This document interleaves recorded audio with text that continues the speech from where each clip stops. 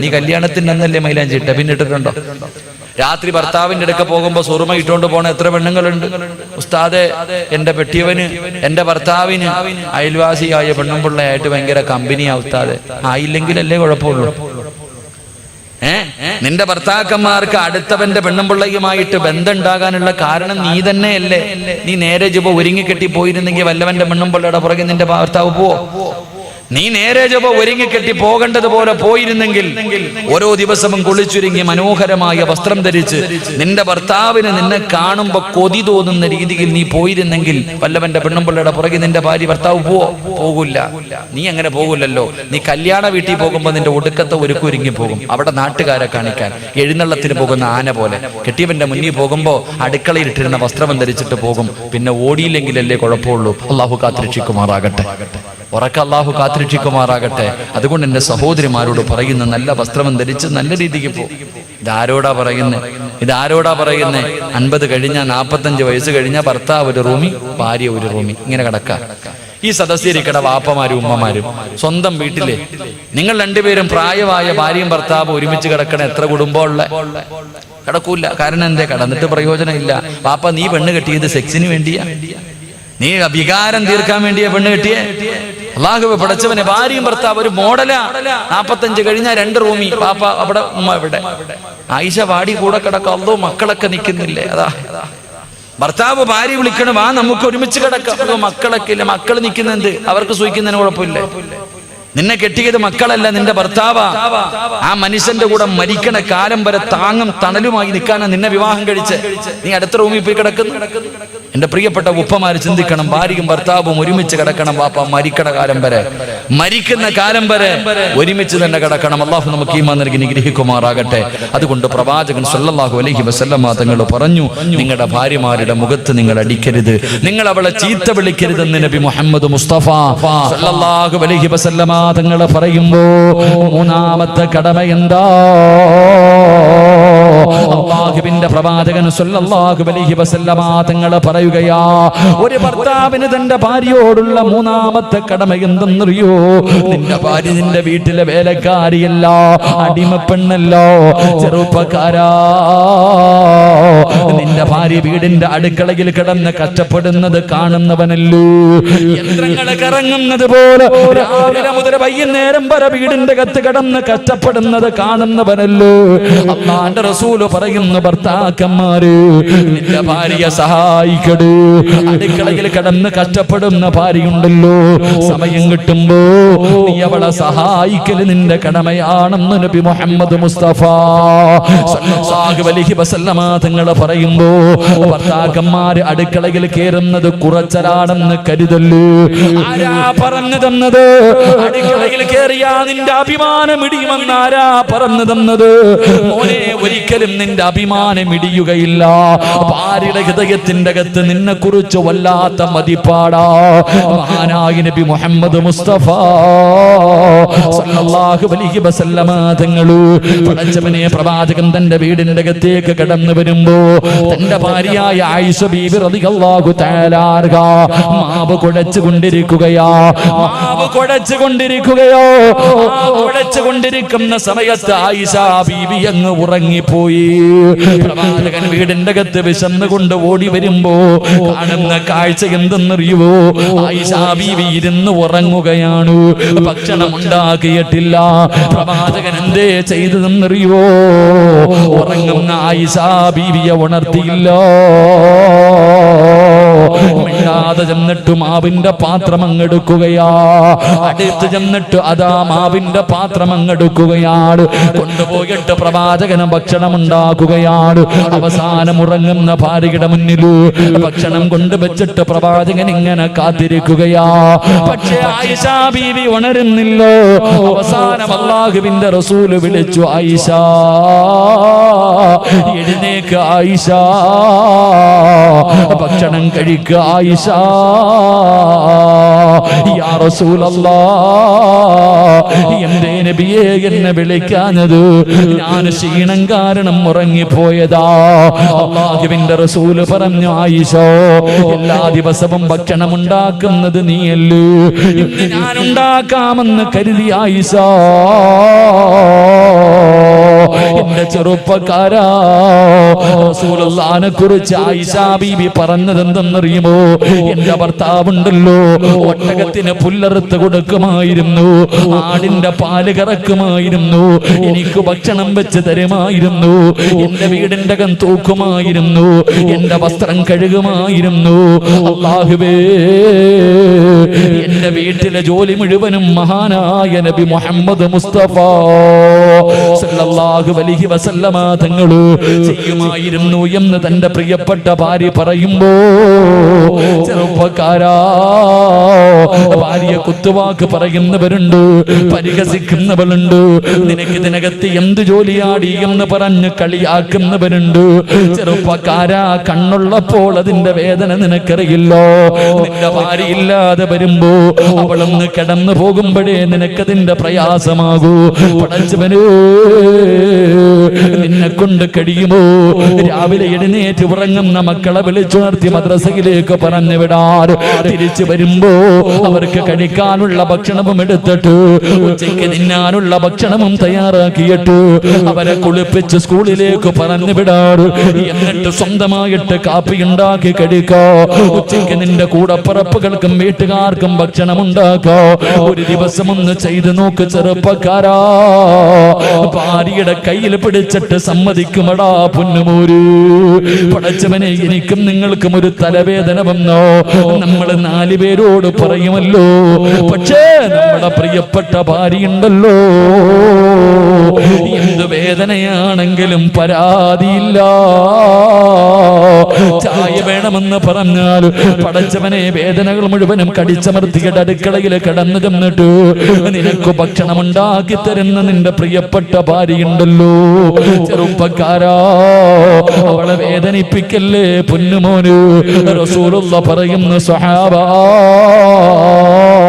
അവള് ഭക്ഷണം വെക്കുമ്പോ അവളെ സഹായിക്കലൊരു ഭർത്താവിന്റെ കടമയാണെന്ന് ആദരമായ പ്രവാചകൻ നബി മുഹമ്മദ് മുസ്തഫ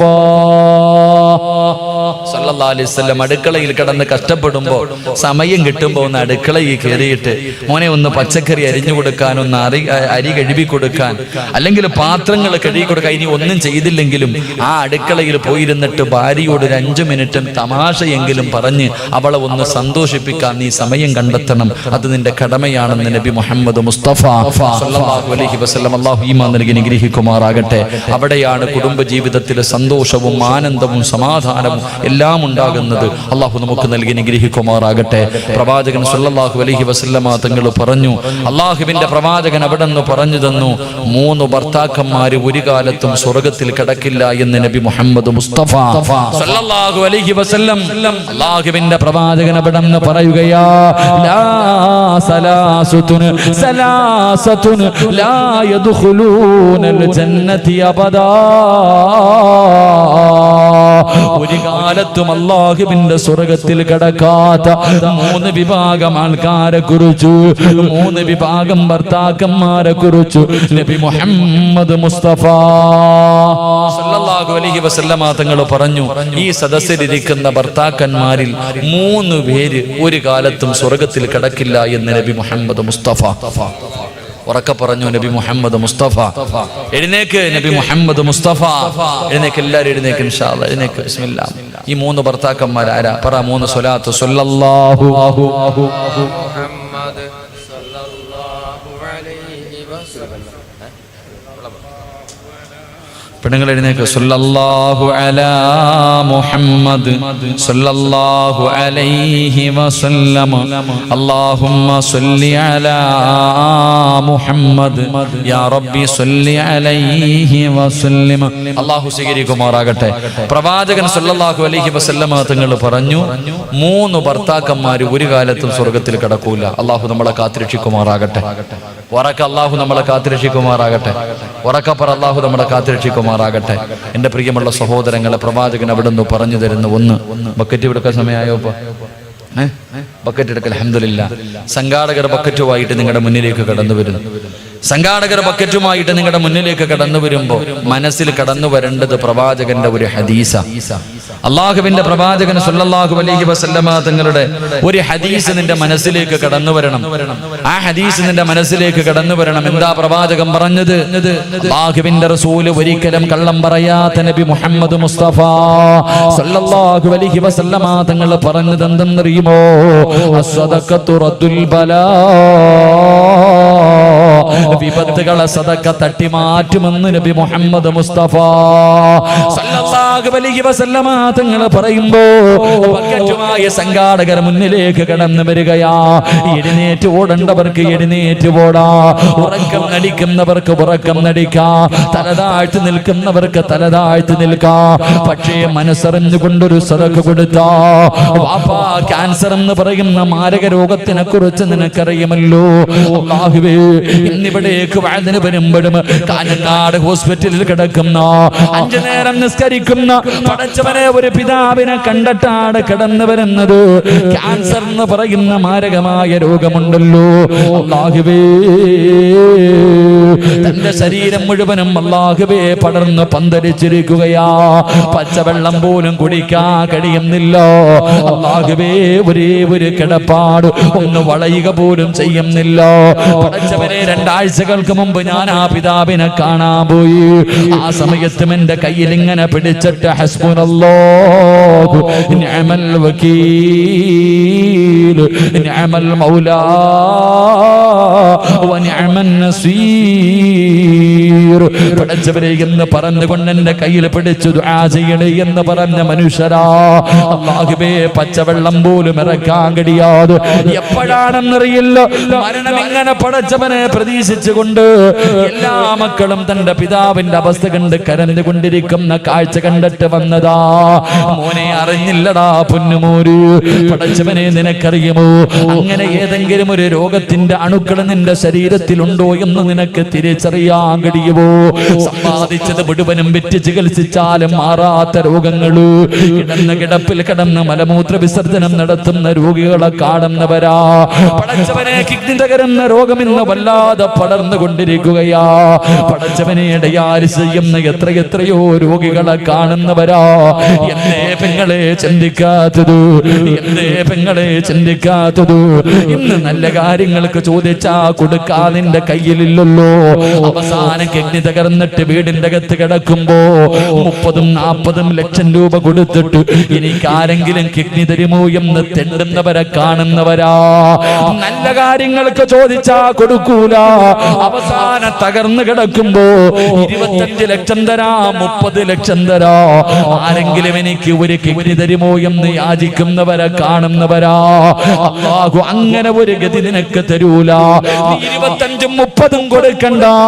നിന്റെ കയ്യിലുള്ളതിൽ പടച്ച റബ്ബ് തന്നതിൽ നിന്ന് ഒരൽപ്പം കൊടുത്താ അസ്സദഖത്തു റദ്ദുൽ ബലാ. അങ്ങനെ ഒരു ഗതി അല്ലാഹു നിനക്ക് തരില്ലെന്ന് നബി മുഹമ്മദ് മുസ്തഫ സല്ലല്ലാഹു അലൈഹി വസല്ലമ തങ്ങൾ പറയുമ്പോ കരുണക്കടലായ അല്ലാഹ് പാവപ്പെട്ടവരെ സഹായിക്കുന്നവരാ തമ്പുരാറ്. ഒരു നേരത്തെ അന്നത്തിന് വകയില്ലാത്തവർ, ഒരു നേരം മരുന്ന് വാങ്ങാനില്ലാത്തവർ, കിടക്കാൻ ഒരു കൂരയില്ലാത്ത പാവപ്പെട്ടവരുടെ കണ്ണുനീരപ്പുന്ന മക്കളാ അല്ലാഹ്. ആരെല്ലാം മനസ്സറിഞ്ഞുകൊണ്ടൊരു സദഖ കൊടുക്കുന്നു. ഇവനെ നീ കൈവിടല്ലേ അല്ലാഹ്, ഇവനെ നീ കൈവിടല്ലേ അല്ലാഹ്. ഇവരുടെ ജീവിതത്തിൽ ഖൈറും ബറക്കത്തും ഐശ്വര്യവും നൽകണേ അല്ലാഹ്. ഈ സദഖ അതിനൊരു സബബാക്കണേ റബ്ബേ. അല്ലാഹു സ്വീകരിക്കുമാറാകട്ടെ. മനസ്സറിഞ്ഞിട്ടൊരു സദഖ കൊടുക്ക്. ഇത് കൊടുത്താ നിനക്ക് എന്തെങ്കിലും രോഗം ഉണ്ടെങ്കിൽ അല്ലാഹ് മാറ്റിത്തരും. ഇന്ന് ചിലപ്പോ നീ ഒരു 10 ഇട്ടാ നിന്റെ രോഗം മാറും, ഒരു 50 രൂപ ഇട്ടാ നിന്റെ രോഗം മാറും. പക്ഷെ ഇടൂല, നീ കൈകെട്ടിയിരിക്കും. കിഡ്നി തകർന്നെന്ന് പറയുമ്പോ മാറ്റിവെക്ക 25 വീട് വിറ്റിട്ട് തെറ്റാണെങ്കിലും നീ അതിന് തയ്യാറാകും. നിനക്ക് അള്ളാഹു അങ്ങനെ ഒരു ഗതി തരൂല. അള്ളാഹു നമ്മളെ കാത്തിരക്ഷിക്കുമാറാകട്ടെ. ഉറക്കെ അള്ളാഹു നമ്മളെ കാത്തിരക്ഷിക്കുമാറാകട്ടെ. അള്ളാഹുവെ, ആരെല്ലാം മനസ്സറിഞ്ഞുകൊണ്ടൊരു സദഖ കൊടുക്കുന്നു, പടച്ചവൻ ഇവരുടെ ജീവിതത്തിൽ ഖൈറും ബർക്കത്തും ഐശ്വര്യവും നീ നൽകിയതിൽ മുഴുവനിലും ബർക്കത്ത് നീ നൽകി അനുഗ്രഹിക്കണേ തമ്പുരാനെ. അള്ളാഹു നമുക്ക് ബർക്കത്ത് നൽകുമാറാകട്ടെ. അള്ളാഹു നമുക്ക് ബർക്കത്ത് നൽകുമാറാകട്ടെ. പ്രവാചകൻ സല്ലല്ലാഹു അലൈഹി വസല്ലമ തങ്ങൾ പറഞ്ഞു, 4 കാര്യങ്ങൾ ആരെങ്കിലും തന്റെ ജീവിതത്തിൽ സൂക്ഷിച്ചാൽ ഒരു കാലത്തും അള്ളാഹു അവന് ദാരിദ്ര്യം കൊടുക്കില്ല എന്ന് നബി മുഹമ്മദ് മുസ്തഫ. ഉറക്കെ നബി മുഹമ്മദ് മുസ്തഫ. 1, എന്റെ പ്രിയപ്പെട്ട സഹോദരങ്ങളെ, ആരെങ്കിലും സുബഹിക്ക് ബാങ്ക് വിളിക്കുന്നതിന് മുമ്പേ എഴുന്നേറ്റാൽ അള്ളാഹു ഒരു കാലത്തും അവന് ദാരിദ്ര്യം കൊടുക്കില്ല എന്ന് നബി മുഹമ്മദ് മുസ്തഫ. 1 സുബഹിക്ക് തന്നെ എഴുന്നേക്കണില്ല ഉസ്താദെ, പിന്നല്ലേ സുബഹിക്ക് മുമ്പ്? സുബഹിക്ക് എഴുന്നേക്കുന്നവനല്ലേ ഇതൊക്കെ? ആരെങ്കിലും സുബഹിക്ക് അസ്സലാത്തു ഖൈറും മിനൻ നൗം, അള്ളാന്റെ പള്ളിയിൽ നിന്ന് സുബഹി ബാങ്ക് വിളിക്കുന്നതിന് മുമ്പ് ഏതെങ്കിലും ഒരു മനുഷ്യൻ നിത്യമായി എഴുന്നേൽക്കുന്നുണ്ടെങ്കിൽ അള്ളാഹു ഒരു കാലത്തും നിനക്ക് ദാരിദ്ര്യം തരില്ല എന്ന് നബി മുഹമ്മദ് മുസ്തഫ. ഉറക്കെ പറഞ്ഞു നബി മുഹമ്മദ് മുസ്തഫ. ഒക്കെ പറ നബി മുഹമ്മദ് മുസ്തഫ. ഇല്ലെങ്കിൽ ഇവിടെ നിന്ന് അള്ളാന്റെ ശാപം വാങ്ങി നീ നശിച്ചു പോകും. അള്ളാഹു കാത്തിരക്ഷിക്കുമാറാകട്ടെ. ഒരു മനുഷ്യന്റെ മുന്നിൽ പ്രവാചകന്റെ പേര് പറഞ്ഞിട്ട് സലാത്ത് പറഞ്ഞില്ലെങ്കിൽ അവന് ശാപം കിട്ടുമെന്ന് നബി മുഹമ്മദ് മുസ്തഫ സല്ലല്ലാഹു അലൈഹി വസല്ലം. അപ്പോ സുബഹിക്ക് മുമ്പേ എഴുന്നേക്കണം. എഴുന്നേറ്റ എന്താ? തഹജ്ജുദ് നിസ്കരിക്കുക. അൽഹംദുലില്ലാ, സുബഹിക്ക് മുമ്പേ എഴുന്നേക്കുക. 2 ബാങ്ക് വിളിക്കുന്നതിന് മുമ്പേ, വഖത്ത് എത്തുന്നതിന് മുമ്പേ wudu. ബാങ്ക് വിളിക്കുന്നതിന് മുമ്പേ wudu എന്ന് പറഞ്ഞാൽ സുബഹിക്ക് മുമ്പേ എഴുന്നേറ്റു, ബാങ്ക് വിളിക്കുന്നതിന് മുമ്പ് wudu. ആരെങ്കിലും വഖത്ത് എത്തുന്നതിന് മുമ്പ് നിത്യമായിട്ട് wudu അള്ളാഹു അവന് ദാരിദ്ര്യം കൊടുക്കില്ല എന്ന് നബി മുഹമ്മദ് മുസ്തഫ. 2, 3 എന്റെ പ്രിയപ്പെട്ടവരെ, സുബഹിക്ക് മുമ്പേ എഴുന്നേറ്റു, wudu, ബാങ്ക് വിളിക്കുന്നതിന് മുമ്പേ wudu. എന്നിട്ട് ബാങ്ക് വിളിക്കുന്നതിന് മുമ്പ് പള്ളിക്കകത്ത് കയറിയാൽ, ബാങ്ക് വിളിക്കുന്നതിന് മുമ്പ് നിസ്കാര പായിൽ കയറിയിരുന്ന അള്ളാഹു ഒരു കാലത്ത് നിനക്ക് ദാരിദ്ര്യം തരില്ല എന്ന് നബി മുഹമ്മദ് മുസ്തഫ സല്ലല്ലാഹു അലൈഹി വസല്ലം. 3-ാമത്തെ കാര്യം, wudu ബാങ്ക് വിളിക്കുന്നതിന് മുമ്പേ പള്ളിക്കകത്ത് കയറൂലല്ലോ. ഇക്കാമത്ത് കൊടുത്താൽ കയറൂലല്ലോ. പള്ളിക്കകത്ത് ഇക്കാമത്ത് കൊടുത്ത് ഇമാമ് കൈകെട്ടിയാലും പുറത്തുനിന്ന് ചർച്ചയാ. അങ്ങനത്തെ കാലഘട്ടമാണ്. പെങ്ങളെ, ബാങ്ക് വിളിക്കുന്നതിന് മുമ്പേ, സുബഹിക്ക് മുമ്പേ എഴുന്നേറ്റു, wudu, ബാങ്ക് വിളിക്കുന്നതിന് മുമ്പേ നീ മുസല്ലയിൽ കയറിയിരിക്കുക. അള്ളാഹു നിനക്ക് ദാരിദ്ര്യം തരില്ല എന്ന് നബി മുഹമ്മദ് മുസ്തഫ. 4-ാമത്തെ കാര്യം, വിത്ർ നമസ്കാരം കഴിഞ്ഞാൽ പിന്നെ ആവശ്യമില്ലാത്ത കാര്യങ്ങൾ സംസാരിക്കാതിരിക്കുക. വിത്തർ നമസ്കാരത്തിന് ശേഷം പിന്നെ ആവശ്യമില്ലാത്ത സംസാരങ്ങൾ ഒഴിവാക്കിയാൽ അള്ളാഹു നിനക്ക് ദാരിദ്ര്യം തരില്ല എന്ന് നബി മുഹമ്മദ് മുസ്തഫ. അതെങ്ങനെ? ഇശാ നമസ്കാരം കഴിഞ്ഞിട്ടല്ലേ പച്ചയിറച്ചി ഇങ്ങനെ റോഡിൽ നിന്നിട്ട്, പള്ളിയുടെ മുന്നിൽ നിന്നിട്ട്, എടാ വീട്ടിൽ പോകുന്നതിന് മുമ്പേ അന്ന് കിട്ടിയ ചെയ്ത അമല് മുഴുവനും നാട്ടുകാർക്ക് കൊടുത്തിട്ടേ പോകത്തുള്ളൂ. അപ്പോഴല്ലേ വീടിൻ്റെ അകത്ത് കയറി ഭക്ഷണവും കഴിച്ച് കയറി ഇരുന്നിട്ട് ടവർ കത്തിക്കുന്നത് മൊബൈലിലൂടെ. അള്ളാഹു അല്ലേ, അപ്പോഴല്ലേ കാമുകനെ വിളിക്കുന്ന സമയം, അപ്പോഴല്ലേ. അള്ളാഹു കാത്തിരക്ഷിക്കുമാറാകട്ടെ. എനിക്ക് ദാരിദ്ര്യം വരും പെങ്ങളെ. റസൂലുള്ളാഹി തങ്ങൾ പറഞ്ഞു, വിത്ർ നമസ്കാരം കഴിഞ്ഞാൽ ആവശ്യമില്ലാത്ത കാര്യങ്ങൾ ഒഴിവാക്കുക, ആവശ്യമില്ലാത്ത സംസാരങ്ങൾ ഒഴിവാക്കുക. അള്ളാഹു നിനക്ക് ബർക്കത്ത് നൽകുമെന്ന് നബി മുഹമ്മദ് മുസ്തഫ സല്ലല്ലാഹു അലൈഹി വസല്ലം. അൽഹംദുലില്ലാഹ്, അള്ളാഹു ജീവിതത്തിൽ സൂക്ഷിക്കാൻ ഭാഗ്യം തരുമാറാകട്ടെ. അള്ളാഹു ജീവിതത്തിൽ സൂക്ഷിക്കാൻ ഭാഗ്യം തരുമാറാകട്ടെ. അതുകൊണ്ട് എന്റെ പ്രിയമുള്ള സഹോദരങ്ങളോട്, സഹോദരിമാരോട്, പ്രവാചകൻ സല്ലല്ലാഹു അലൈഹി വസല്ലമ തങ്ങൾ അവിടെ നിന്ന് പറഞ്ഞു തരികയാ, എന്റെ പ്രിയപ്പെട്ട പെങ്ങള്, നിനക്ക് ഞാൻ 2 പെണ്ണുങ്ങളെ പറഞ്ഞു തരാ. 2 പെണ്ണുങ്ങളെ പഠിക്കാറ് സീരിയൽ നടിമാരെ പോലെയല്ല, നിന്റെ ജീവിതത്തിൽ മാറ്റമുണ്ടാക്കാൻ കഴിയുന്ന 2 പെണ്ണുങ്ങളെ ഞാൻ നിനക്ക് പറഞ്ഞു തരാ. നീ എങ്ങനെയാകണേ പൊന്നുമോള്, നീ എങ്ങനെയാകണേ പൊന്നുമോള്. അല്ലാഹുവിന്റെ പ്രവാചകൻ അവിടെ നിന്ന് പറഞ്ഞു തരികയാ, ഒന്നാമതായിട്ട് അല്ലാഹുവിന്റെ പ്രവാചകന് പടന്നയിലെ പെണ്ണുങ്ങൾക്ക് കണ്ടുപഠിക്കാൻ ഒരു പെണ്ണിനെ പറഞ്ഞു തരുന്നു.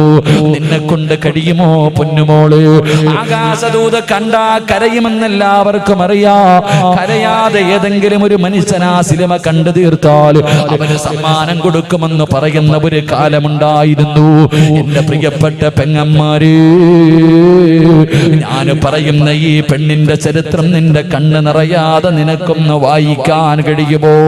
ഒരു ഭാര്യ ഞാൻ നിനക്ക് പറഞ്ഞു തരാ. ആ ഭാര്യയുടെ ചരിത്രം പടന്നയിലെ ഏതെങ്കിലും ഒരു പെണ്ണിന് കണ്ണ് നിറയാതെ മനസ്സ് വേദനിക്കാതെ ആ പെണ്ണിന്റെ ചരിത്രം ഒന്ന് വായിച്ചു തീർക്കാൻ കഴിയുമോ? ഏത് പെണ്ണെന്നറിയുമോ? ഭർത്താവിനെ വല്ലാതെ സ്നേഹിച്ച പെണ്ണാ, ഭർത്താവിനെ വല്ലാതെ ഹിദ്മത്ത് ചെയ്ത പെണ്ണാ. ഇന്ന് ഭർത്താവ് രോഗിയായി കഴിഞ്ഞ ഭർത്താവിനെ കളഞ്ഞിട്ട് കണ്ടവന്റെ കണ്ടവന്റെ കൂടെ നാട് കിടക്കുന്ന പെണ്ണുങ്ങളുടെ കാലവാ. ഭർത്താവിനെ തിരിഞ്ഞു നോക്കാത്ത പെണ്ണുങ്ങളുടെ കാലവാ. ഭർത്താവിനെ കുത്തുവാക്കും പരിഹാസവും പറയുന്ന പെണ്ണുങ്ങളുടെ കാലവാ. എന്റെ പ്രിയപ്പെട്ട പെങ്ങള്, നീ വായിച്ചു നോക്കണ്ട ചരിത്രം ആരുടെ ചരിത്രമെന്നറിയോ? മഹ്ദി റഹ്മത്ത് ബീബി റളിയല്ലാഹു തആല അൻഹാ. റഹ്മത്ത് ബീബി എന്ന് പറയുന്ന ഒരു പെണ്ണുണ്ട്. അല്ലാഹുവേ, ആരുടെ ഭാര്യയാണെന്നറിയുമോ?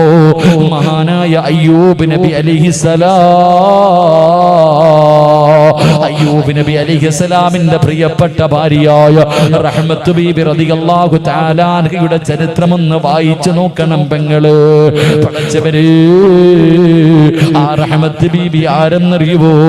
അല്ലാഹു സുബ്ഹാനഹു വ തആല അയ്യൂബ് നബി അലൈഹിസ്സലാമിന് അല്ലാഹു ഒരു പരീക്ഷണം കൊടുത്തു. ലോകത്ത് ഒരു മനുഷ്യനും കൊടുക്കാത്ത ഒരു രോഗമാണ് അല്ലാഹു കൊടുത്തത്. റബ്ബേ, ശരീരം മുഴുവനും ഇങ്ങനെ പൊട്ടി ഒലിക്കുകയാണ്. വല്ലാത്ത ദുർഗന്ധമാണ്. പടച്ചവനെ, അവസാനം ജനങ്ങൾ രോഗം പടരുമെന്ന് പറഞ്ഞിട്ട് അയ്യൂബ് നബി ആട്ടി ഓടിക്കുകയാ. 81 വർഷക്കാലം ജനിച്ചു വളർന്ന നാട്ടിൽ നിന്ന് നാട്ടുകാരും കുടുംബക്കാരും ഒരു ജനത മുഴുവനും അയ്യൂബ് നബി ആട്ടി ഇറക്കുമ്പോ നടക്കാൻ കഴിയാതെ വേച്ച് വേച്ച് നടന്നു പോകുന്ന അയ്യൂബ് നബി അലൈഹിസ്സലാം ഓടി വന്ന് കയ്യിൽ പിടിച്ചിട്ട് റഹ്മത്തെന്ന് പറയുന്ന ഭാര്യ അവിടെന്ന് പറഞ്ഞു, നബിയേ, അവസാനം വരെ ഞാൻ കൂടെയുണ്ട് നബിയേ. ആര് കൈയൊടിഞ്ഞാലും ഞാൻ കൂടെയുണ്ട് നബിയേ. അയ്യൂബ് നബി അലൈഹിസ്സലാമിന്റെ കയ്യിൽ പിടിച്ചുകൊണ്ട് റഹ്മത്ത് ബീബി റളിയല്ലാഹു തആല നടക്കുകയാ. പെങ്ങളെ, ഒരാളും അയ്യൂബ് നബിയുടെ അടുത്ത് വരുന്നില്ല. കാരണം വല്ലാത്ത ദുർഗന്ധമാണ്. നടക്കാൻ കഴിയുന്നില്ലോ. അയ്യൂബ് നബിയുടെ മാംസങ്ങൾ ഇങ്ങനെ ഇളകി താഴെ വീഴുകയാ. എല്ലുകൾ വെളിയിൽ കാണുകയാ. പടച്ചവനെ, റഹ്മത്ത് ബീബി ചെയ്തതെന്തെന്നറിയോ?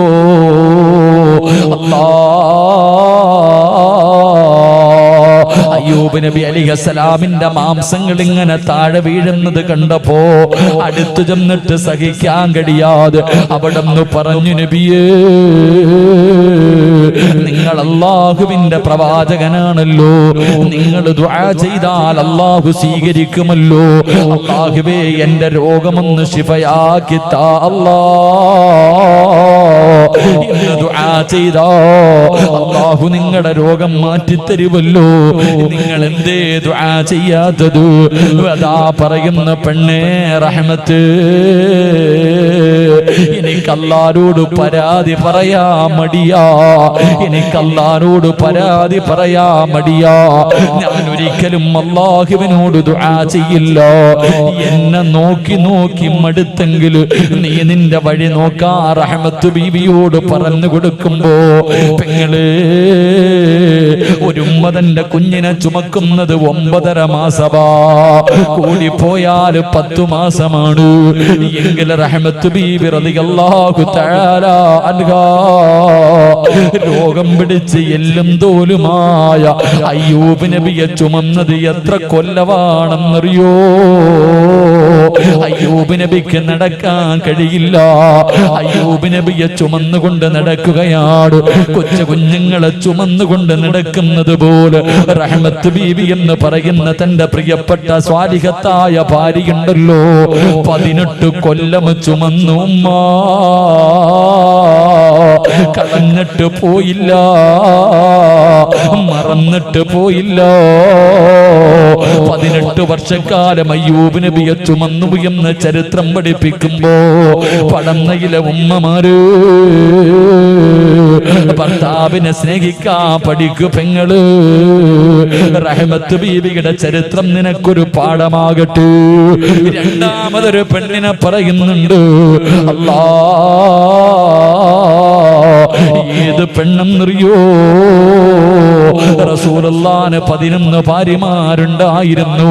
പക്ഷേ 63-ാമത്തെ വയസ്സിൽ വഫാത്താകുന്നത് വരെ ഒരു ഭാര്യയുടെ പേര് പറഞ്ഞ റസൂലുള്ള കരയുമായിരുന്നു പെങ്ങള്. ഏത് ഭാര്യയുടെ പേരെന്നറിയോ? മഹ്ദി ഖദീജ. ഖദീജ ബീബി റളിയല്ലാഹു തആല അൻഹയുടെ പേര് പറഞ്ഞു പ്രവാചകന്റെ കണ്ണിങ്ങനെ നിറഞ്ഞു ഒഴുകുമായിരുന്നു. കാരണം വല്ലാത്ത സ്നേഹമായിരുന്നു. എന്തു പറഞ്ഞാലും ഖദീജ, എന്തു പറഞ്ഞാലും ഖദീജ തന്റെ മറ്റുള്ള ഭാര്യമാരോട് പറയുമായിരുന്നു, എന്റെ ഖദീജയെ പോലെയാകണം. എന്റെ ഖദീജ എങ്ങനെയായിരുന്നു? എപ്പോഴും ഖദീജാനെ കുറിച്ച് പറയുന്നത് കേട്ടപ്പോ മഹ്ദി ആയിഷ ബീബി റളിയല്ലാഹു തആല അൻഹയ്ക്ക് അവിടുന്ന് സഹിക്കാൻ കഴിഞ്ഞില്ല. അവിടുന്ന് ചോദിച്ചു, നബിയേ, ഈ കിളവിയോട് ഇത്ര സ്നേഹമെന്തേ നബിയേ? തന്റെ ഭാര്യ കിളവി എന്ന് വിളിച്ചപ്പോ റസൂലുള്ളാഹിന്റെ കണ്ണ് നിറയുകയാ, പ്രവാചകനിരുന്ന് കരയുകയാ. അത്രയ്ക്കും സ്നേഹമായിരുന്നു ഉമ്മ. അതിന്റെ കാരണം എന്തെന്നറിയുവോ? അതിന്റെ കാരണം എന്തെന്നറിയുവോ? അല്ലാഹുവിന്റെ പ്രവാചകനെ നാട് കടത്തുമ്പോ, ഊര് വിലക്കുമ്പോ ഖുറൈശികൾ അല്ലാഹുവിന്റെ റസൂലിലേക്ക് തന്റെ കുടുംബത്തെയും മാട്ടിയിറക്കുമ്പോ ആരും സഹകരിക്കാനോ സഹായിക്കാനോ പാടില്ല എന്ന് ഖുറൈശികൾ അവിടെ നിന്ന് പ്രഖ്യാപിക്കുമ്പോ അല്ലാഹുവിന്റെ റസൂൽ വീടിന്റെ വെളിയിൽ ഇറങ്ങിയിട്ട് അവിടെ നിന്ന് പറഞ്ഞു, ഖദീജ, മക്കളെയും കൂട്ടി നീ നിന്റെ വീട്ടിലേക്ക് പോ ഖദീജ. അല്ലാഹുവിന്റെ റസൂല് പറഞ്ഞു, നീ നിന്റെ വീട്ടിലേക്ക് പോകാൻ. അതിന്റെ കാരണം എന്തെന്നറിയോ? ഖദീജ കോടീശ്വരിയായിരുന്നു. പട്ടിണി കിടന്നിട്ടില്ല, ദുരിതം അനുഭവിച്ചിട്ടില്ല. ദുഃഖവും ദുരിതവും എന്താണെന്നറിയില്ലോ. അതുകൊണ്ട് നീ കുറച്ചു നാള് നിന്റെ മക്കളെയും കൊണ്ട് നിന്റെ വീട്ടിലേക്ക് പോയി നിൽക്കാൻ അല്ലാഹുവിന്റെ റസൂല് പറയുമ്പോ ഖദീജ എന്ന ഭാര്യ പറഞ്ഞതെന്തെന്നറിയോ? യാ റസൂലല്ലാഹ്, എന്നെ ഒഴിവാക്കല്ലേ നബിയേ, അങ്ങയുടെ ചാരത്ത് നിന്ന് പറഞ്ഞു വിടല്ലേ നബിയേ. മരിക്കാനാണെങ്കിലും ഞാൻ കൂടെയുണ്ട് നബിയേ, പട്ടിണിയാണെങ്കിലും ഞാൻ കൂടെയുണ്ട് നബിയേ. മരണസമയം വരെ, എന്റെ അവസാന നിമിഷം വരെ എനിക്ക് അങ്ങയുടെ കൂടെ നടക്കണം യാ റസൂലല്ലാഹ് എന്ന് പറഞ്ഞുകൊണ്ട് ശൈബ് അബീ താലിബിന്റെ മലഞ്ചെരുവില് ചെന്നിട്ട് പച്ചില പറിച്ചു തിന്ന പെണ്ണാണ് ഖദീജ. കീറിക്കടക്കാൻ കൂരയില്ലാതെ കെട്ടിയതിന്റെ അകത്ത് കിടന്ന് ജീവിച്ചവളാണ് ഖദീജ. മക്കളെ പോറ്റിയവളാണ് ഖദീജ. ഉള്ളത് കൊണ്ട് തൃപ്തിപ്പെടാൻ പഠിച്ചവളാണ് ഖദീജ. എന്റെ പ്രിയപ്പെട്ട പെങ്ങന്മാര്, നീ റോൾ മോഡലാക്കേണ്ടത് ഖദീജ ബീവിയോ? ആ ഖദീജ ബീവിയുടെ ചരിത്രം വായിച്ചു നോക്കണം പെങ്ങള്. കൊതി തോന്നും മോള്, കൊതി തോന്നും മോള്. അതുകൊണ്ട് പടന്നയിലുള്ള ഭാര്യ ഭർത്താക്കന്മാരോട് നിങ്ങൾ എങ്ങനെയാകണമെന്ന് പറഞ്ഞിട്ട് ദുആ ചെയ്ത് പിരിയാ പോവുകയോ? നിങ്ങൾ എങ്ങനെയാണ് ജീവിക്കേണ്ടതെന്നറിയോ? മഹാനായ നബി മുഹമ്മദ് മുസ്തഫ സല്ലല്ലാഹു അലൈഹി വസല്ലമ തങ്ങളുടെ മുന്നിലേക്ക് മുഖറബുൽ അംലാക്ക് മലക്ക് ജിബ്രീൽ അലൈഹിസ്സലാം ഇറങ്ങി വന്നിട്ട് അവിടുന്ന് ചോദിക്കുന്നു, നബിയേ ഖദീജ ബീവി എവിടെ നബിയേ? ഖദീജ ബീവി എവിടെ നബിയേ? എന്തേ ജിബ്രീല് എന്റെ ഖദീജാനെ തിരയുന്നത് എന്താണ് യാ റസൂലല്ലാഹ്? ഖദീജ വരുമ്പോ ഒരു സന്തോഷ വാർത്ത പറയണം നബിയേ. എന്താണ് സന്തോഷ വാർത്ത എന്നറിയുമോ യാ റസൂലല്ലാഹ്? ഖദീജയ്ക്ക് സ്വർഗ്ഗത്തിലൊരു മുത്തിന്റെ കൊട്ടാരമുണ്ട് നബിയേ. ഖദീജ ബീവി റളിയല്ലാഹു തആല അൻഹയ്ക്ക് സ്വർഗ്ഗത്തിൽ ആരും ശല്യം ചെയ്യാത്ത ഒരു ഭാഗത്ത് ഒരു മുത്തിന്റെ കൊട്ടാരം അല്ലാഹു കൊടുത്തിട്ടുണ്ട്. എന്തിനാണെന്നറിയുമോ? പടന്നയിലെ ഉമ്മമാരെ, ഖദീജ ബീവിക്ക് സ്വർഗ്ഗത്തിലൊരു മുത്തിന്റെ കൊട്ടാരം കിട്ടാറുള്ള കാരണം എന്തെന്നറിയുമോ? അല്ലാഹ് 25 കൊല്ലം അല്ലാഹുവിന്റെ റസൂലിന്റെ ഭാര്യയായി ജീവിച്ചു. 25 വർഷം അള്ളാന്റെ റസൂല് വിവാഹം കഴിച്ചത് 25ാമത്തെ വയസ്സില്. തന്റെ ഭാര്യയുടെ വയസ്സ് 40 വയസ്സായിരുന്നു. 40 വയസ്സുള്ള ഖദീജ ബീവിയാണ് 25കാരനായി നബി മുഹമ്മദ് മുസ്തഫ സല്ലല്ലാഹു അലൈഹി വസല്ലമ തങ്ങളെ വിവാഹം കഴിച്ചത്. അവര് രണ്ടുപേരും ഒരുമിച്ച് ജീവിച്ചത് 25 കൊല്ലമാണ്. എന്തിനാ അല്ലാഹ് സ്വർഗ്ഗത്തിൽ ഒരു കൊട്ടാരം കൊടുത്തതെന്നറിയുമോ? അതും വെറും കൊട്ടാരമല്ല, സ്വർഗ്ഗത്തിന്റെ ഒരു ഭാഗത്ത് അല്ലാഹുവേ ഒരു മുത്തുകൊണ്ടുണ്ടാക്കിയ ഒരു കൊട്ടാരം അല്ലാഹു കൊടുത്തു. എന്തിനാ? പടന്നയിലെ പെങ്ങളെ, ഭർത്താവിന്റെ മുന്നിൽ ശബ്ദമുയർത്താത്തതിനാ. 25 കൊല്ലം അല്ലാഹുവിന്റെ റസൂലിന്റെ കൂടെ ജീവിച്ചിട്ട് ഒരിക്കൽ പോലും പ്രവാചകന്റെ മുന്നിൽ ശബ്ദമുയർത്തി സംസാരിച്ചിട്ടില്ല മഹദി ഖദീജ. അതിന് അല്ലാഹു കൊടുത്ത പ്രതിഫലമാണെന്ന് നബി മുഹമ്മദ് മുസ്തഫ സല്ലല്ലാഹു അലൈഹി വസല്ലമ തങ്ങൾ പറഞ്ഞു തരുമ്പോ, എന്റെ പ്രിയപ്പെട്ടവരെ, 25 കൊല്ലം രണ്ടുപേരും ജീവിച്ചു. 65 വയസ്സായി. 65 വയസ്സായി ഖദീജ ബീവി റളിയല്ലാഹു തആല അൻഹാ കുളിച്ചൊരുങ്ങിയിട്ട് പുതുവസ്ത്രം ധരിച്ചിട്ട് 65 വയസ്സുള്ള ഉമ്മ കാത്തിരിക്കുകയാ. ഭർത്താവിന്റെ മണിയറയിൽ നിന്ന് മാറിക്കിടക്കുന്ന പടന്നയിലെ ഉമ്മയ്ക്കത് മനസ്സിലാകൂല. 65 വയസ്സുള്ള പടുവൃത്തയായ അല്ലാഹുവേ ഖദീജ ബീവി റളിയല്ലാഹു തആല അൻഹാ കുളിച്ചുരങ്ങിയിട്ട് പുതുവസ്ത്രം ധരിച്ചിട്ട് റസൂലുള്ളാഹിനെ കാത്തിരിക്കുകയാണ്. അതാ ലോകത്തിന്റെ നേതാവ് കടന്നു വന്നു, കഴിക്കാ ഭക്ഷണം കൊടുത്തു. എന്നിട്ട് അവസാനം പ്രവാചകന്റെ മടിത്തട്ടിൽ തലവെച്ച് കിടന്നിട്ട് ഖദീജ ബീബി റളിയല്ലാഹു തആല അൻഹാ അല്ലാഹുവിന്റെ റസൂലിന്റെ മുഖത്ത് നോക്കി ചിരിക്കുകയാ. എന്തേ ഖദീജ എന്നെ നോക്കിയിട്ട് ചിരിക്കുന്നത്? എന്തേ ഖദീജ? യാ റസൂലല്ലാഹ്, എന്തൊരു പ്രകാശമാണ് നബിയേ.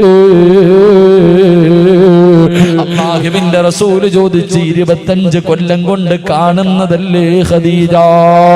അവസാനം എന്റെ പ്രിയപ്പെട്ട പടന്നയിലെ ഉമ്മ ഖദീജ ബീബി റളിയല്ലാഹു തആല അൻഹാ അല്ലാഹുവിന്റെ റസൂലിന്റെ കയ്യിൽ പിടിച്ചിട്ട്, നബിയേ 25 കൊല്ലമായി ഞാൻ അങ്ങയുടെ കൂടെ ജീവിക്കുന്നുണ്ട്. അങ്ങയുടെ മനസ്സിന് വേദനയുണ്ടാക്കുന്ന എന്തെങ്കിലും ഈ 25 വർഷത്തിന്റെ ഇടയിൽ എന്റെ നാവിൽ നിന്ന് വന്നു പോയിട്ടുണ്ടെങ്കിൽ എനിക്കൊന്ന് പൊരുത്തപ്പെട്ട് തരണേ യാ റസൂലല്ലാഹ്. എനിക്ക് പോകാ സമയമായി നബിയേ. അല്ലാഹുവിന്റെ പ്രവാചകന്റെ കയ്യിൽ പിടിച്ചിട്ട് ഖദീജ ബീബി റളിയല്ലാഹു തആല അൻഹാ അവിടുന്ന് പൊരുത്തം ചോദിക്കുമ്പോ റസൂലുള്ളാഹ് കരയുകയാ.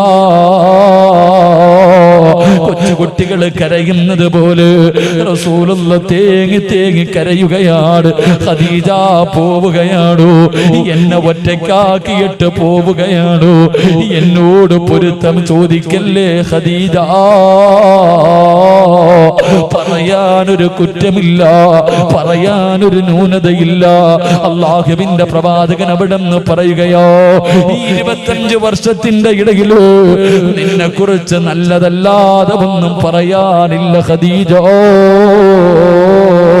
പറഞ്ഞു തീരേണ്ട താമസമുണ്ടല്ലോ. ഖദീജ ബീബി റളിയല്ലാഹു തആല അൻഹ ചാടി എഴുന്നേറ്റിട്ട് അല്ലാഹുവിന്റെ പ്രവാചകനെ കെട്ടിപ്പിടിക്കുകയാ. അവിടുന്ന് ചുടുചുംബനം കൊടുക്കുകയാണ്. എന്നിട്ട് പ്രവാചകന്റെ ചെവിയിൽ ചോദിച്ചു, നബിയേ, എന്റെ ഭർത്താവാണല്ലോ, ഞാൻ പോവുകയാണ് നബിയേ. എനിക്കൊരു 3 ആഗ്രഹമുണ്ട്, സാധിച്ചു തരുമോ യാ റസൂലല്ലാഹ്? അല്ലാഹുവിന്റെ റസൂൽ അവിടുന്ന് ചോദിച്ചു, ഖദീജ, നിന്റെ ആഗ്രഹം എന്താണ് ഖദീജ? നിന്റെ ആഗ്രഹം എന്താണ് ഖദീജ? യാ റസൂലല്ലാഹ്, ഞാൻ മരിച്ചാ എന്റെ മയ്യത്ത് നിങ്ങൾ കുളിപ്പിക്കണം നബിയേ.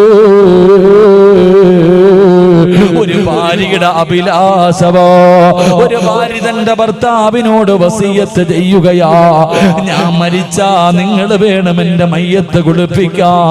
2, യാ റസൂലല്ലാഹ്, എന്റെ മയ്യത്ത് പൊതിയേണ്ടത് നിങ്ങളാണ്. ആ മയ്യത്ത് പൊതിയുന്ന സമയത്ത് അങ്ങ് ധരിക്കുന്ന പുതപ്പുണ്ടല്ലോ, അങ്ങ് പുതയ്ക്കുന്ന പുതപ്പുണ്ടല്ലോ, എന്റെ കഫൻ തുണിക്കകത്ത് വെക്കണേ നബിയേ. 3ാമത്തെ അഭിലാഷം എന്തെന്നറിയോ? 6 അടി മണ്ണിന്റെ അകത്തേക്ക് എന്നെ ഇറക്കി വെക്കേണ്ടത് നിങ്ങളുടെ കൈ കൊണ്ടാണ്. യാ റസൂലല്ലാഹ്, അങ്ങയുടെ കൈ കൊണ്ട് വേണം എന്റെ ജനാസ ഇറക്കി വെക്കാ. പെങ്ങളെ, ലോകത്തോട് ഖദീജ യാത്ര പറഞ്ഞു. മയ്യത്ത് കുളിപ്പിച്ചത് അല്ലാഹുവിന്റെ പ്രവാചകനോ, അവിടുത്തെ ജനാസ കുളിപ്പിച്ചത് അല്ലാഹുവിന്റെ പ്രവാചകനോ. കഫൻ പുതിയ സമയമായപ്പോ എപ്പോഴും ധരിക്കുന്ന പുതപ്പെടുത്തിട്ട് ചുംബനം കൊടുത്തിട്ട് ഖദീജ ബീവിയെ കഫൻ പൊതിയുകയോ. അവസാനം നമസ്കാരം കഴിഞ്ഞു. 6 അടി മണ്ണിന്റെ അകത്ത് ജനാസ ഇറക്കി വെക്കുമ്പോ തന്റെ ഭാര്യയുടെ ജനാസ കൈകൊണ്ട് വാങ്ങി ഖബറിന്റെ അകത്ത് ഇറക്കി വെച്ചിട്ട് അല്ലാഹുവിന്റെ റസൂല് കരയുകയാ. കണ്ണിലൂടെ കണ്ണുനീരിങ്ങനെ ഒഴുകുകയാണ്. അതാ ഖദീജ ബീബി റളിയല്ലാഹു തആല അൻഹയുടെ ഖബറിന്റെ അകത്തിരുന്നിട്ട് പ്രവാചകനെ കരഞ്ഞു എന്ന് ചരിത്രം പറയുമ്പോ, പടന്നയിലെ ഉമ്മമാര്, നീ ഖദീജയെ പോലെ ആകണോ, നീ ഖദീജയെ പോലെ ആകണോ, നീ റഹ്മത്ത് ബീബിയെ പോലെ ആകണോ. എന്റെ പ്രിയപ്പെട്ട സഹോദരാ, ഓരോ രാത്രി കിടക്കുമ്പോഴും നിന്റെ ഭാര്യയോട് പൊരുത്തം ചോദിക്കാതെ കിടക്കല്ലേ. കാരണം ഇന്നലെ കണ്ടവനെ ഇന്ന് കാണാത്ത ദുനിയാവാ. അതുകൊണ്ട് പെങ്ങളോ, കുടുംബജീവിതത്തിലെ സമാധാനം വേണോ, സന്തോഷം വേണോ, ആനന്ദമുള്ള ഒരു ജീവിതം വേണോ, പരസ്പരം മനസ്സിലാക്കി അല്ലാഹുവിന്റെ സ്വർഗത്തിന് വേണ്ടി ജീവിക്കു പെങ്ങള്. അല്ലാഹു അതിനുള്ള ഭാഗ്യം നൽകുമാറാകട്ടെ. അതുകൊണ്ട് എന്റെ പ്രിയപ്പെട്ട സഹോദരങ്ങളോട് പറയുന്നു, ഓരോ രാത്രി കിടക്കുമ്പോഴും നീ നിന്റെ ഭാര്യയോട് പൊരുത്തം ചോദിക്കണം. പെങ്ങളെ, ഓരോ രാത്രി നീ നിന്റെ ഭർത്താവിനോട് പൊരുത്തം ചോദിക്കണേക്ക. നിങ്ങളുടെ മനസ്സിന് വേദന ഉണ്ടാക്കണ എന്തെങ്കിലും എന്റെ ഭാഗത്ത് നിന്ന് വന്നു പോയിട്ടുണ്ടെങ്കിൽ പൊരുത്തപ്പെടണേ എന്ന് ചോദിച്ചിട്ട് നീ കിടക്കാവൂ. കാരണം രാവിലെ എഴുന്നേക്കുമെന്ന് ഉറപ്പില്ല. അള്ളാഹു നമ്മളെ കാത്തിരക്ഷിക്കുമാറാകട്ടെ. ഖദീജ ബീബി റളിയല്ലാഹു തആല അൻഹ അവിടുന്ന് പറഞ്ഞു, നബിയേ, 25 കൊല്ലം ജീവിച്ചിട്ട് ഒരിക്കൽ പോലും തന്റെ ഭർത്താവിന്റെ മുന്നിൽ ശബ്ദമുയർത്തി സംസാരിച്ചിട്ടില്ല ഖദീജ ബീബി. നീ ഒന്ന് ചിന്തിച്ചു നോക്കി, നിങ്ങളൊന്ന് ചിന്തിക്ക്. ഭർത്താവിന്റെ മുന്നിൽ നീ എന്തൊക്കെ സംസാരിക്കണ പോയിട്ട് എന്തൊക്കെ പറഞ്ഞിട്ടുണ്ട്. അള്ളാഹു പുറത്തുരുമാറാകട്ടെ, അള്ളാഹു പുറത്തുരുമാറാകട്ടെ. എൻ്റെ പ്രിയപ്പെട്ട സഹോദരങ്ങളെ, കഴിഞ്ഞ വർഷം നമ്മളെല്ലാവരും ഇവിടെ ഒരുമിച്ച് കൂടി. അൽഹംദുലില്ലാ, നിങ്ങളെല്ലാവരും മനസ്സറിഞ്ഞുകൊണ്ടൊരു സദക്ക കൊടുത്തു. ഒരു പാവപ്പെട്ട കുടുംബത്തിന്. സാധാരണ വഅദിനാ നടത്തുന്നത്, പക്ഷെ വഅദൊന്ന് പിന്തിക്കേണ്ടി വന്നപ്പോൾ ഉസ്താദെ 6 ലക്ഷം രൂപ കടം വന്നാലും കുഴപ്പമില്ല എന്ന് പറഞ്ഞിട്ട് വലത് കൈ കൊണ്ട് കൊടുത്തത് ഇടത് കൈ അറിയാതെ ഈ ഹിദായത്തിന്റെ മക്കള് ഒരു പാവപ്പെട്ട കുടുംബത്തിന് മനോഹരമായി വിടും. അത് കണ്ടവരൊക്കെ പറഞ്ഞു മനോഹരം. അത് കണ്ടവരൊക്കെ പറഞ്ഞു എനിക്കും കാണണമെന്ന് ആഗ്രഹം ഉണ്ടായിരുന്നു, പക്ഷെ പറ്റിയില്ല. അല്ലാഹു സുബ്ഹാനഹു വ തആല നമ്മുടെ സ്വർഗ്ഗം, നമ്മുടെ ഖബർ അല്ലാഹു മനോഹരമാക്കി തരുമാറാകട്ടെ. 6 ലക്ഷം രൂപ കടമുണ്ട്. ഇത് നിങ്ങൾ കൊടുത്താലും കൊടുത്തില്ലെങ്കിലും അവരുടെ കയ്യിൽ നിന്നെങ്കിലും കൊടുത്തിട്ട് അത് വീടും. എന്റെ പ്രിയപ്പെട്ടവരെ, മനോഹരമായ ഒരു വീട് സമ്മാനിച്ചു. അൽഹംദുലില്ലാ, 6 ലക്ഷം രൂപ കടത്തിൽ നിൽക്കുമ്പോഴും ഹിദായത്തിന്റെ മക്കൾ നിങ്ങളുടെ മുന്നിലേക്ക് അവരുടെ ഉമ്മയ്ക്കോ അവരുടെ വാപ്പയ്ക്കോ അവരുടെ ഭാര്യമാർക്കോ കൂടപ്പുറപ്പുകൾക്കോ വേണ്ടിയല്ല, കഷ്ടപ്പെട്ട ഈ നാട്ടിലെ ഒരു പാവത്തിനൊരു കൂര വെച്ചു കൊടുത്തതിന്റെ കടം വീട്ടാൻ ഉസ്താദെ എന്തെങ്കിലും കിട്ടുമെങ്കിലും ഒന്ന് വാങ്ങിത്തരുക എന്നവർ പറഞ്ഞിട്ടുണ്ട്. നിർബന്ധിത പിരിവിനും അവർ നിർബന്ധിച്ചിട്ടില്ല. എന്റെ പ്രിയപ്പെട്ടവരോട് ഞാനൊരു സദക്ക ചോദിക്കുകയാ. തരുന്നവർക്ക് തരാം, തരാതിരിക്കുന്നവർക്ക് തരാതിരിക്കാം. പെങ്ങളെ, നിന്റെ ശരീരത്ത് കിടക്കുന്ന ഒരു സ്വർണം നീ ഊരികെട്ടി പാവപ്പെട്ട പെണ്ണിന് വെച്ചുകൊടുത്ത വീടിന്റെ കടം വീട്ടി കൊടുത്ത അള്ളാഹു നിനക്ക് തരുന്ന പ്രതിഫലം ഞാൻ പറഞ്ഞു തരാം. നിനക്ക് ഞാൻ അള്ളാഹു തരുന്ന പ്രതിഫലം പറഞ്ഞു തരാം. അള്ളാഹു ഈമാൻ തരുമാറാകട്ടെ. അള്ളാഹു നമുക്ക് ഈമാൻ നൽകുമാറാകട്ടെ. ഈ ചരിത്രം കേട്ടിട്ട് നീ തീരുമാനിക്ക്, ഊരി കൊടുക്കണോ വേണ്ടേ? നിന്റെ ശരീരത്ത് കിടക്കുന്ന ഒരു സ്വർണ്ണമോതിരം ഊരി കൊടുത്ത ആ പാവപ്പെട്ട കുടുംബത്തിന് വേണ്ടി വെച്ചുകൊടുത്ത വീടിന്റെ കടം വീട്ടുമെങ്കിൽ അള്ളാഹു നിനക്ക് തരുന്ന ഒരു പ്രതിഫലം ഞാൻ പറഞ്ഞു തരാം. ഒന്ന്, നീ മരിക്കുന്ന സമയം സ്വർഗം കണ്ടട്ടെ മരിക്കൂ എന്ന് നബി മുഹമ്മദ് മുസ്തഫ സല്ലല്ലാഹു അലൈഹി വസല്ലമ തങ്ങൾ പറഞ്ഞു. അള്ളാഹുവേ, ഈ പാവപ്പെട്ട സഹോദരിക്ക് വെച്ചുകൊടുത്തത് ഒരാളുടെ കയ്യിൽ നിന്ന് പൈസ കടം വാങ്ങിയിട്ട് 6 ലക്ഷം രൂപ തിരിച്ചു കൊടുക്കാനുണ്ട്. ഉസ്താദെ, ഞങ്ങളുമുണ്ട്. ഞങ്ങളുടെ കയ്യിൽ കിട്ടുന്ന ഇൻഷാ അല്ലാഹ് ഇത്തിരി താമസിച്ചാണെങ്കിലും ഞങ്ങളൊരു സദക്ക തരാമെന്ന് നിയ്യത്ത് ചെയ്യുന്ന നിങ്ങൾക്ക് അല്ലാഹു തരുന്ന പ്രതിഫലം, നിങ്ങൾ മരിക്കുന്ന സമയം ഇതിന്റെ പ്രതിഫലം കണ്ടട്ടെ മരിക്കൂ എന്ന് നബി മുഹമ്മദ് മുസ്തഫ സല്ലല്ലാഹു അലൈഹി വസല്ലമ തങ്ങൾ പറയുമ്പോ, പടന്നയിലെ പെങ്ങന്മാരെ, പ്രായമുള്ള ഉമ്മമാരുടെ ശരീരത്ത് വരെ ഒരുപാട് സ്വർണമുണ്ട്. സ്വർണമിടാത്ത ഒരു പെണ്ണ് പോലുമില്ല. ശൈത്താനെ കയ്യിൽ പിടിച്ചിട്ട് പറയുകയാ, കൊടുക്കല്ലേ കൊടുക്കല്ലേ, എങ്കിൽ അല്ലാഹു തരുന്ന ഒരു പ്രതിഫലം ഞാൻ പറഞ്ഞു തരാം. അല്ലാഹു കൊടുത്ത ഒരു പ്രതിഫലം ഞാൻ പറഞ്ഞു തരാം. മഹാനായ നബി മുഹമ്മദ് മുസ്തഫ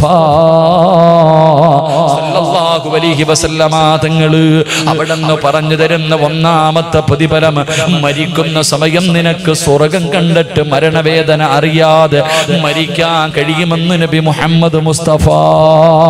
മരണത്തിന് വല്ലാത്ത വേദനയല്ലേ വാപ്പാ, മരണത്തിന് വല്ലാത്ത വേദനയല്ലേ പെങ്ങള്. വേദനയുണ്ടെന്ന് പറഞ്ഞത് അല്ലാഹു തന്നെയാ. കുല്ലു നഫ്സിൻ ദായിഖത്തുൽ മൗത്ത്, മരണത്തിന് വേദനയുണ്ടെന്ന് പറഞ്ഞത് അല്ലാഹുവാണ്. മഹാനായ അഷ്റഫുൽ ഖൽഖ് നബി മുഹമ്മദ് മുസ്തഫ സല്ലല്ലാഹു അലൈഹി വസല്ലമ തങ്ങള് വഫാത്താകുന്നതിന്റെ തലേ ദിവസം തന്റെ വീടിന്റെ അകത്തിരുന്ന അവസാനത്തെ ദീർഘവും സദഖ കൊടുത്ത പ്രവാചകരാ. പടയെങ്കിൽ പോലും പടയമായിരുന്നു. 1 രൂപ പോലും തന്റെ കയ്യിലില്ലായിരുന്നു.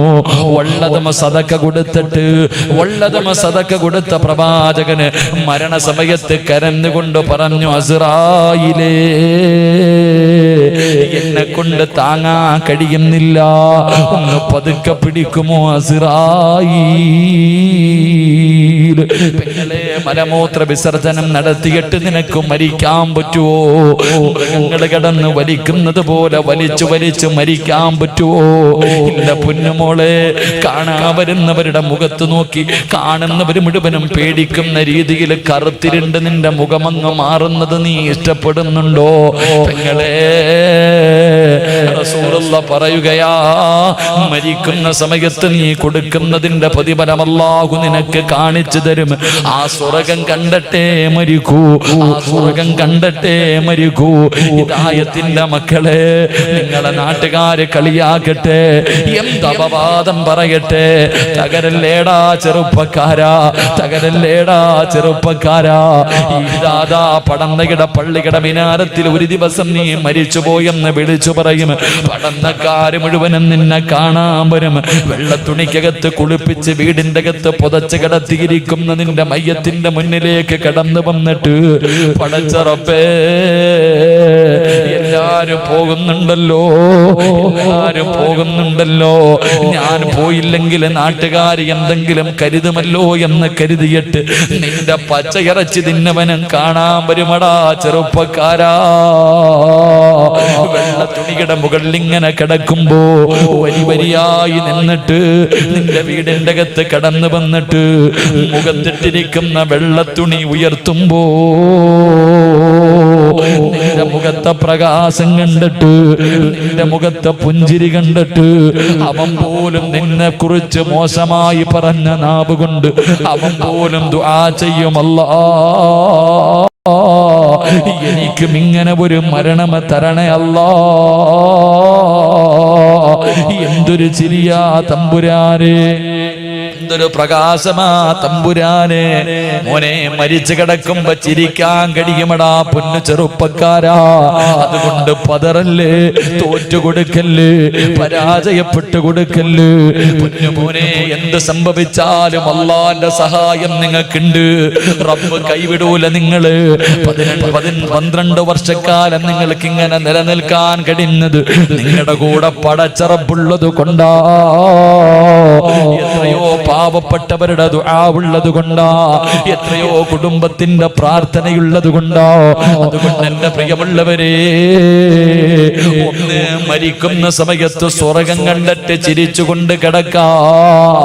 രണ്ടാമത്തെ പ്രതിഫലം കേട്ടോ, എന്തിനാടി കയ്യിൽ കിടക്കുന്ന സ്വർണ്ണമൂരികെട്ട് കൊടുക്കുന്നതെന്ന് ചോദിക്കുന്ന പെണ്ണുങ്ങളോട് പറഞ്ഞു കൊടുക്കാ, നിനക്ക് ഞാനൊരു ചരിത്രം പറഞ്ഞു തരാ.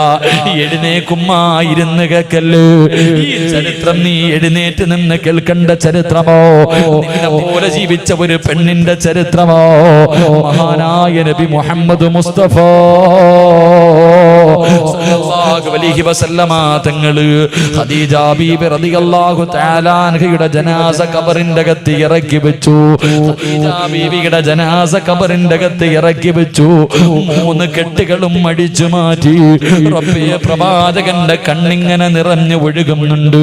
അല്ലാഹുവിന്റെ റസൂലിന്റെ കണ്ണുനീര് ഖദീജ ബീബിയുടെ കഫം തുണിയുടെ മുകളിലേക്ക് വീഴുന്നുണ്ട്. 25 കൊല്ലം താങ്ങും തണലുമായി നിന്നവളാണല്ലോ ഖദീജ. പെങ്ങളെ, ചെറുപ്പക്കാരാ,